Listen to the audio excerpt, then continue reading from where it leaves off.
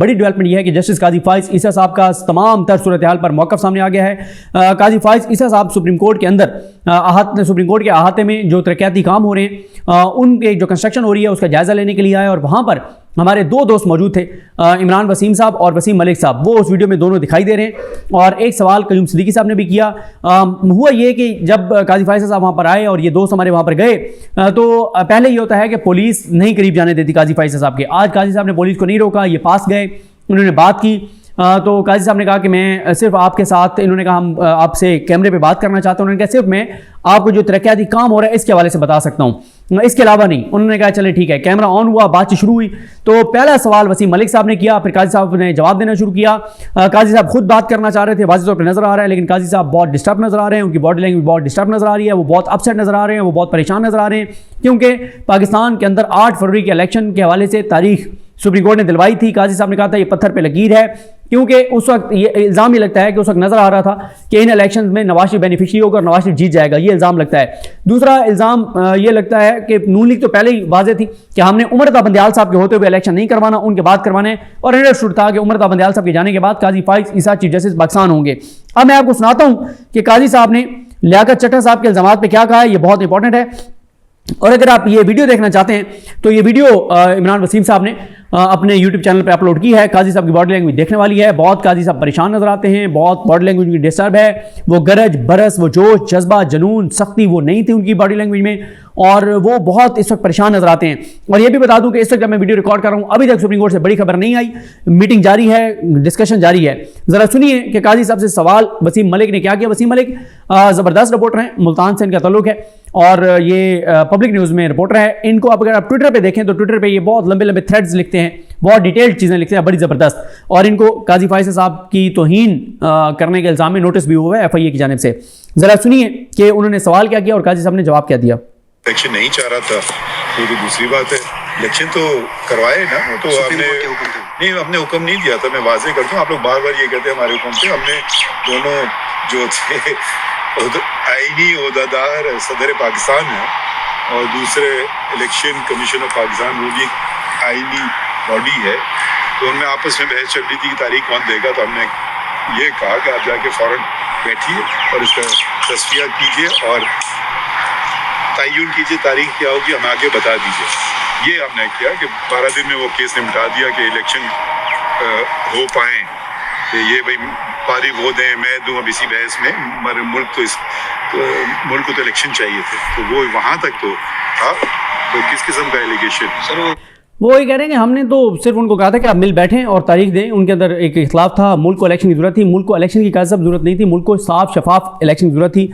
बल्ला आपने छीना, उसके बाद ये हॉर्स ट्रेडिंग हो रही है, लोगों को घरों से उठाया जा रहा है, जो कुछ उनके साथ हो रहा है, मरीम की गोद में उनको बिठाया जा रहा है, नून लीग के घरों में उनको फेंका जा रहा है, उनसे वफादारियाँ तब्दील करवाई जा रही हैं। वजह सिर्फ एक है कि बल्ला लिया गया जस्टिस काजी फाइज ईसा साहब, जस्टिस मोहम्मद अली मज़हर साहब और जस्टिस मुसरत हिलाली साहबा की जानिब से।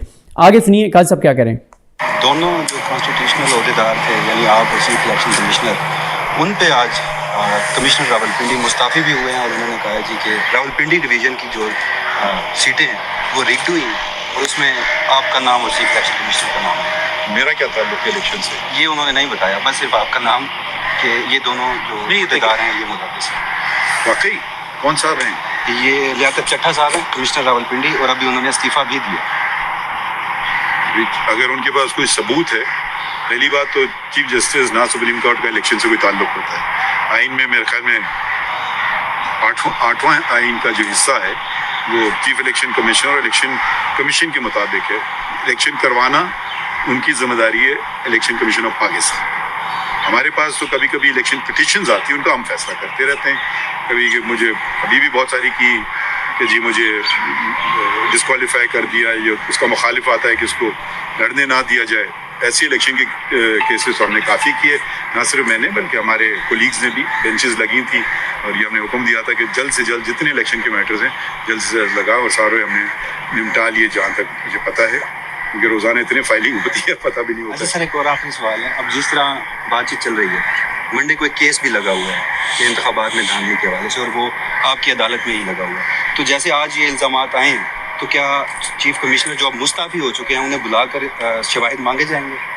ये पहली बात तो मैं जो केस लगे हुए उनके मुतालिक मैं बात नहीं करता, जो केस फैसले हो जाते हैं वो फिर पब्लिक प्रॉपर्टी बन जाती है, उस पर आप भी राय दे सकते हैं, कोई भी राय देने का कि अगर कोई केस आप बता रहे हैं कि लगा हुआ है पीर को, तो आप आके सुन लीजिएगा क्या होता है उसमें, मुझे नहीं पता। मैं तो अभी तो मैं दूसरे काम कर रहा था, अभी मैं लिख रहा था वो 62(1)(f) का जो फैसला था जिस पर ये काजी साहब जिस फैसले का हवाला दे रहे हैं 62(1)(f) का कह रहे हैं तफसीली फैसला लिख रहे हो, ये वही है जिसमें मियां नवाज शरीफ बेनिफिशरी हैं और मियां नवाज शरीफ को इलेक्शन लड़ने की इजाज़त दी गई है।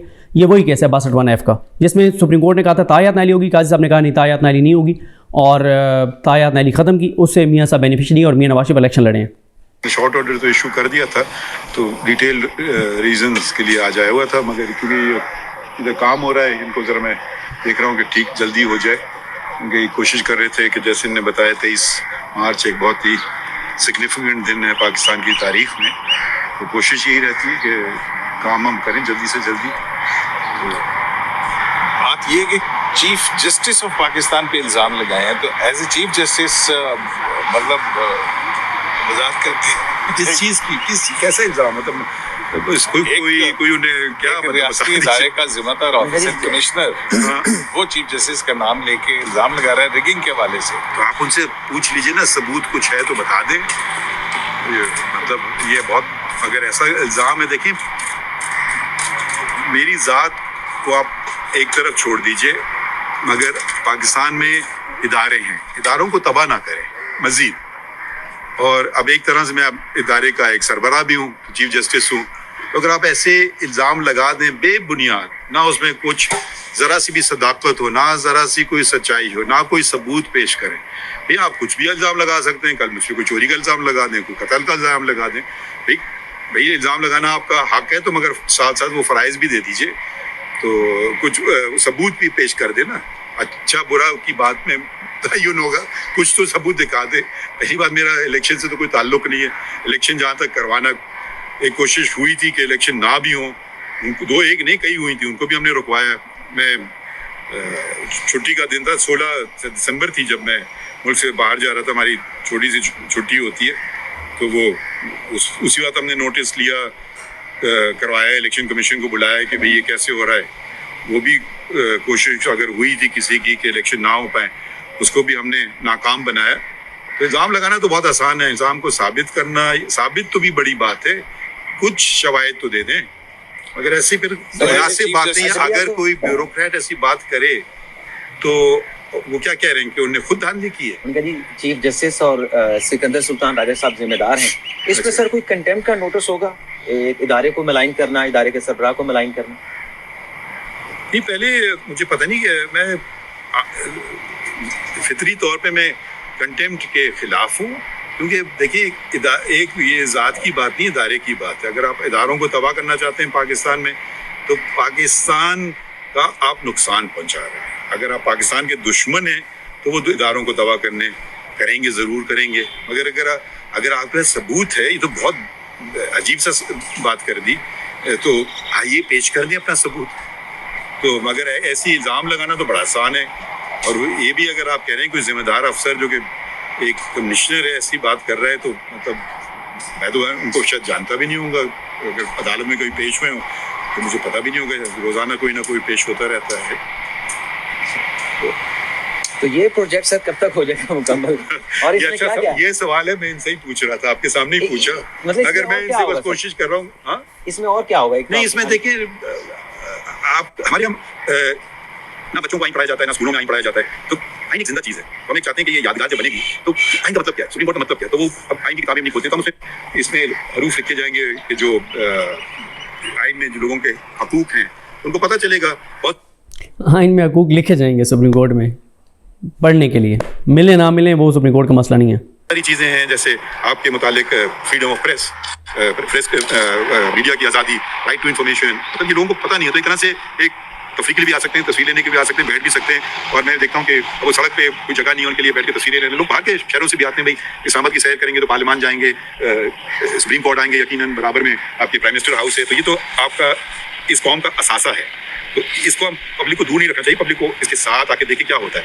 हमारा आदमी कोर्ट की चीज़ों को नहीं समझता, मतलब बच्चे हैं बैठे एक अच्छा सा इधर माहौल कोशिश कर रहे हैं कि हम इधर, अब वो झंडा देखिए वो तो नज़र ही नहीं आता है पाकिस्तान का झंडा। तो इधर हम बड़ा सा एक झंडा लगाना चाहते हैं, एक तो नज़र आए, तो और आपके जितने बुनियादी हकूक आइन में इंदराज हैं, ये हम ये दीवारों पे दोनों तरफ अंग्रेजी और उर्दू में उसके कुछ चीज़ा लफ्ज़ हैं पूरे उसकी पूरी ज़बान नहीं लिखेंगे क्योंकि तो बहुत जगह नहीं होगी।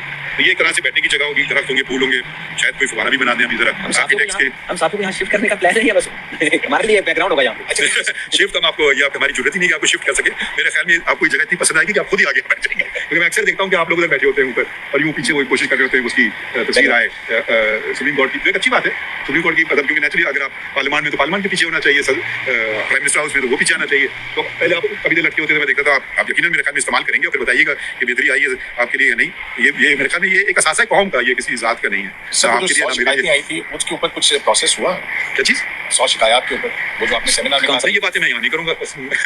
मैं सिर्फ यहाँ आया था, पता नहीं आपको, तो आप यहाँ रहते हैं, मैं अक्सर कोशिश करता हूँ देर से आऊँ कि कोई हो ना।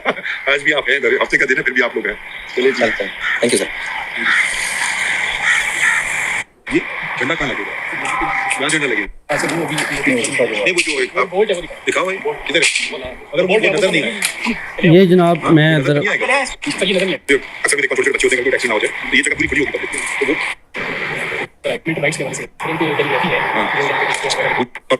जगह में सामान पाकिस्तान का अच्छा मेरा किरदार में खत्म होने पर है। हाँ ये मैंने कहा तो है, हो जाएगा। कोशिश ऐसी है। हाँ कोशिश है जी। इलेक्शन यानी प्लेट हुआ और उसमें चीफ इलेक्शन कमिश्नर और चीफ जस्टिस पाकिस्तान को बड़ा किरदार। अच्छा मेरा किरदार में एक हद तक तो है कि इलेक्शन करवाने में, अगर आप समझते हैं वो कोई इलेक्शन नहीं चाह रहा था, इन्हीं ओहदेदार सदर पाकिस्तान और दूसरे।